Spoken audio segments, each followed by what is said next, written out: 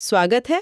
आज हम भारत के इतिहास के दो ऐसे पहलुओं पर बात करने वाले हैं जो एक दूसरे से बहुत गहरे जुड़े हुए हैं, प्रेस और शिक्षा। और इनके बीच का जो रिश्ता है वो बड़ा कॉम्प्लिकेटेड है। मतलब एक को बनाने की कोशिश की तो दूसरा अपने आप ही पैदा हो गया। एग्जैक्टली यही तो आज का मिशन है। हमारे पास जो सोर्सेज है वो हमें बता रहे हैं कि ब्रिटिश राज में एक बहुत बड़ा पैराडॉक्स था। हाँ, एम्पायर चलाने के लिए उन्हें पढ़े लिखे भारतीय चाहिए थे, मतलब क्लर्क, एडमिनिस्ट्रेटर। हाँ। लेकिन जैसे ही आप लोगों को पढ़ाते हैं वो सवाल पूछना शुरू कर देते और हैं। अपने अधिकार मांगने लगते हैं। हाँ और वो अधिकार मांगने का सबसे बड़ा प्लेटफॉर्म क्या बना?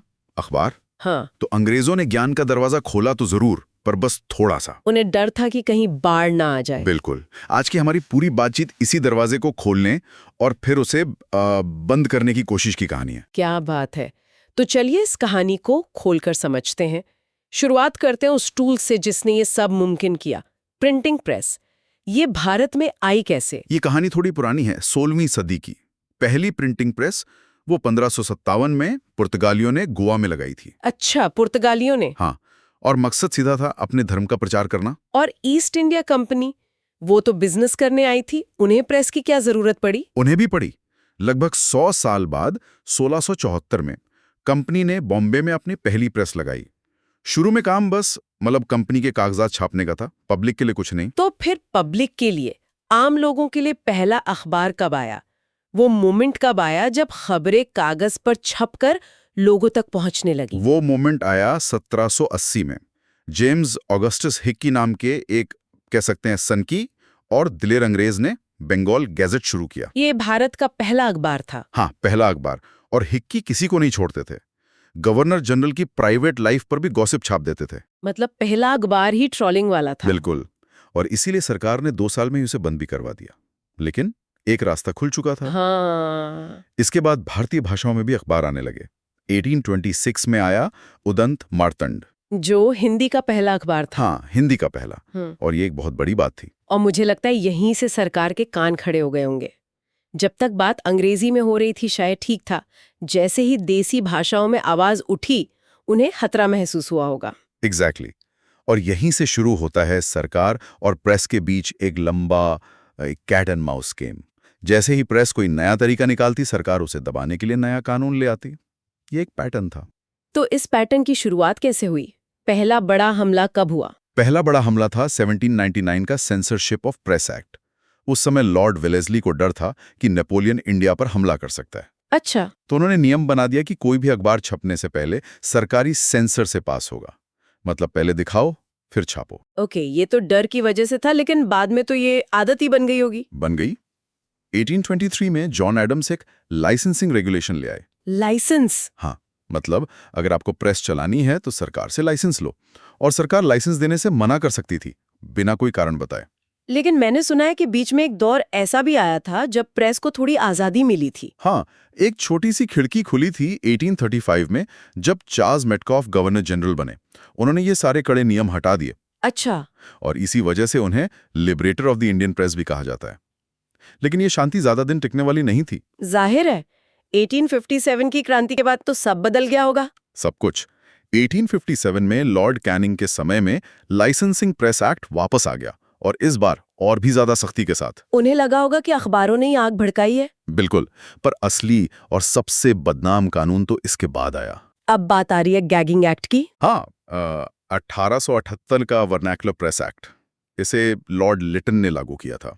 इसका नाम ही सब कुछ बता देता है, वर्नैकुलर यानी देसी भाषा। मतलब ये सिर्फ भारतीय भाषाओं के अखबारों के लिए था, अंग्रेजी वालों के लिए नहीं? नहीं, अंग्रेजी अखबारों पर यह लागू नहीं होता था। एक मिनट, मतलब अगर आप सरकार के खिलाफ मराठी या बंगाली में लिखें तो जेल हो सकती है, लेकिन वही बात अंग्रेजी में लिखें तो सब ठीक है? हाँ, यही था। ये तो साफ साफ भेदभाव था। उन्होंने इसे पब्लिकली जस्टिफाई कैसे किया? उनका तर्क बड़ा चालाक था। वो कहते थे कि अंग्रेजी पढ़ने वाला तबका समझदार है, वो आलोचना को सही तरीके से लेगा, लेकिन देसी भाषाओं के पाठक नासमझ हैं, वो भड़क सकते हैं। ये तो नस्लवाद है पॉलिसी की शक्ल में। बिल्कुल। इसका कोई मजेदार जवाब दिया भारतीय प्रेस ने? एक शानदार जवाब दिया। अमृत बाजार पत्रिका ने। शिशिर कुमार घोष का यह अखबार बंगाली में छपता था। हाँ, जैसे ही यह कानून आया, रातों रात उन्होंने इसे अंग्रेजी अखबार में बदल दिया। क्या बात है, रातों रात? हाँ, अगली सुबह जब अधिकारी अखबार बंद करवाने पहुंचे तो वो अंग्रेजी में छपा था, वो कुछ नहीं कर पाए। वाओ, ये तो सिस्टम के अंदर रहकर सिस्टम को हराने वाली बात हो गई। ब्रिलियंट। और ये लड़ाई आगे भी चलती रही। 1908 में लॉर्ड मिंटो सेकंड के समय न्यूज़पेपर एक्ट आया, फिर 1910 में इंडियन प्रेस एक्ट। ये दिखाता है कि 20वीं सदी में भी ये टकराव खत्म नहीं हुआ था। तो एक तरफ तो अंग्रेज इन अखबारों को बंद करने की कोशिश कर रहे हैं, लेकिन यहाँ एक बड़ा सवाल उठता है, ये अखबार लिख कौन रहा था, इन्हें पढ़ कौन रहा था, इस एजुकेटेड क्लास को बना कौन रहा था? और यहीं हम कहानी के दूसरे और शायद सबसे जरूरी हिस्से पर आते हैं, शिक्षा। ये वही इंजन था जो अनजाने में उन बागियों को तैयार कर रहा था जिन्हें बाद में अंग्रेज दबाने की कोशिश कर रहे थे। इसकी शुरुआत कहाँ से हुई? मैकॉले का नाम बहुत आता है। हाँ, 1835 का इंग्लिश एजुकेशन एक्ट, जिसे मैकॉलेज मिनट भी कहते हैं, वो एक बड़ा टर्निंग पॉइंट था। क्या सोच थी मैकॉले की? सोच बहुत साफ थी। वो पूरे भारत को पढ़ाना नहीं चाहते थे। उनकी थ्योरी थी downward filtration theory. Downward filtration मतलब ऊपर से छनकर नीचे आएगा? ये सुनने में ही बड़ा एलिटिस्ट लग रहा है। था भी। प्लान ये था कि समाज के ऊंचे तबके के मुट्ठी भर लोगों को अंग्रेजी में अच्छी शिक्षा दो। और ये लोग रंग और खून से भारतीय होंगे, पर सोच और पसंद से अंग्रेज। फिर ये लोग धीरे धीरे ज्ञान को नीचे की जनता तक पहुंचाएंगे। शिक्षा का माध्यम सिर्फ अंग्रेजी था। तो मकसद क्लर्क और बाबू बनाना था, विचारक नहीं। इसी पॉलिसी के तहत वो बड़ी बड़ी यूनिवर्सिटीज बनी। हाँ, 1857 में कलकत्ता, मद्रास और बॉम्बे में यूनिवर्सिटीज की स्थापना इसी सोच का नतीजा थी।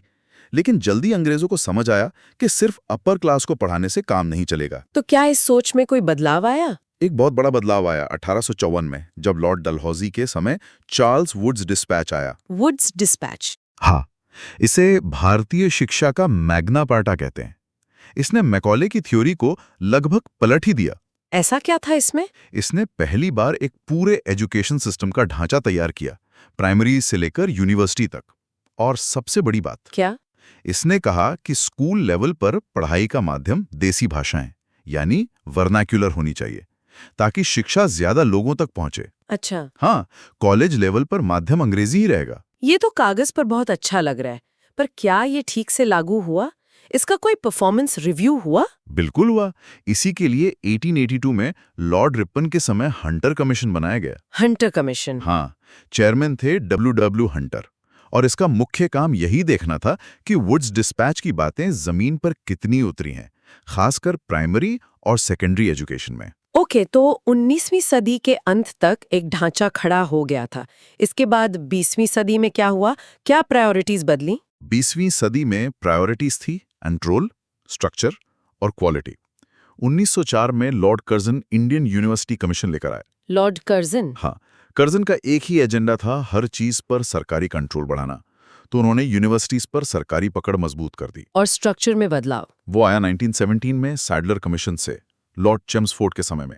इसकी सबसे बड़ी सिफारिश थी स्कूल के 12 साल यानी इंटरमीडिएट को यूनिवर्सिटी से अलग करना। अच्छा, तो जो आज हम 10+2 का सिस्टम देखते हैं, उसकी नींव यहीं रखी गई थी? एक तरह से हाँ। इंटरेस्टिंग। और क्वालिटी की जो आपने बात की, उस पर ध्यान दिया 1929 की हार्टॉग कमेटी ने, लॉर्ड इरविन के समय में।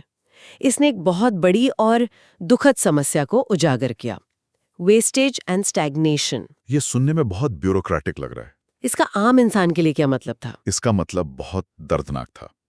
वेस्टेज मतलब एक किसान ने मुश्किल से पैसे जोड़कर अपने बच्चे को स्कूल भेजा और वो 2 साल बाद ही पढ़ाई छोड़ देता है। उससे कुछ भी नहीं आया। कुछ नहीं। पैसा और समय दोनों बर्बाद। और स्टैग्नेशन मतलब वो बच्चा एक ही क्लास में 2-3 साल तक फेल हो रहा है।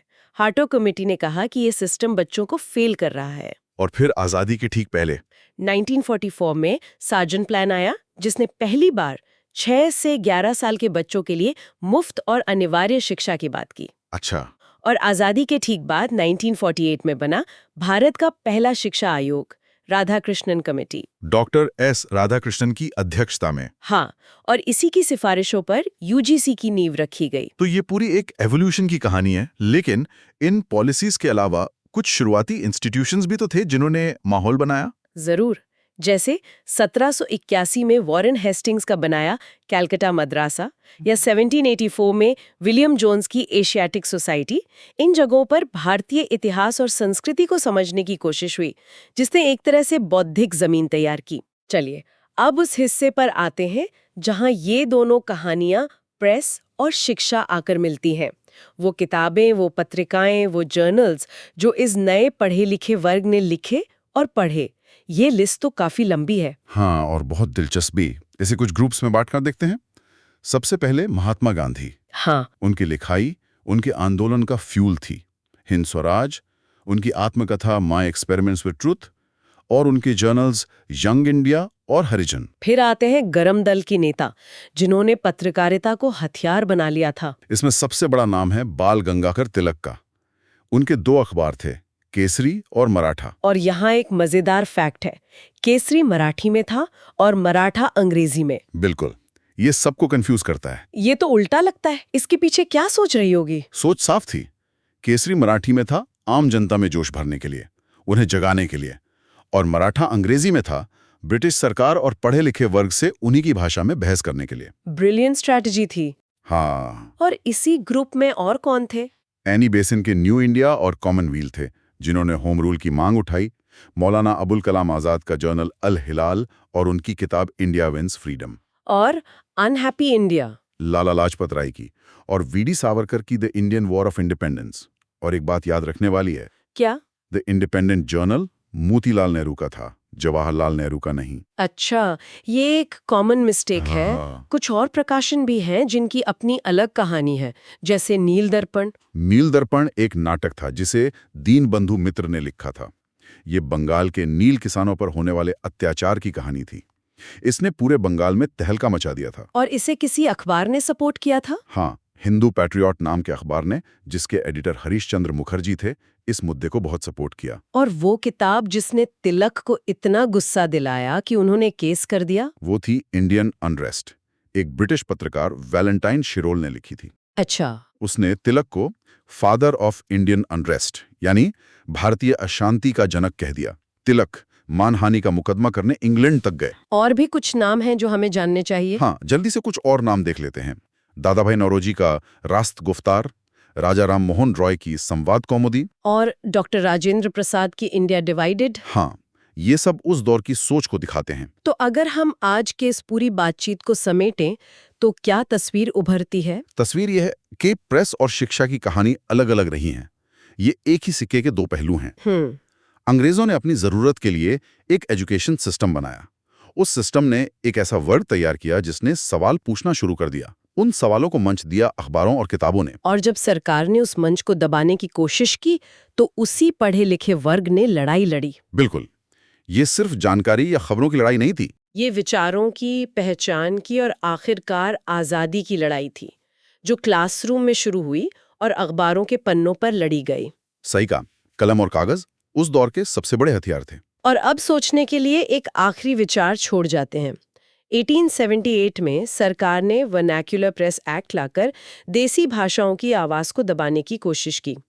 आज के डिजिटल युग में जहां हर कोई एक कंटेंट क्रिएटर है और हर भाषा में अपनी बात कह रहा है, वैसा ही कोई गैगिंग एक्ट कैसा दिखेगा? क्या आज विचारों को दबाने के नए तरीके मौजूद हैं जो हमें सीधे सीधे कानून की तरह दिखाई नहीं देते?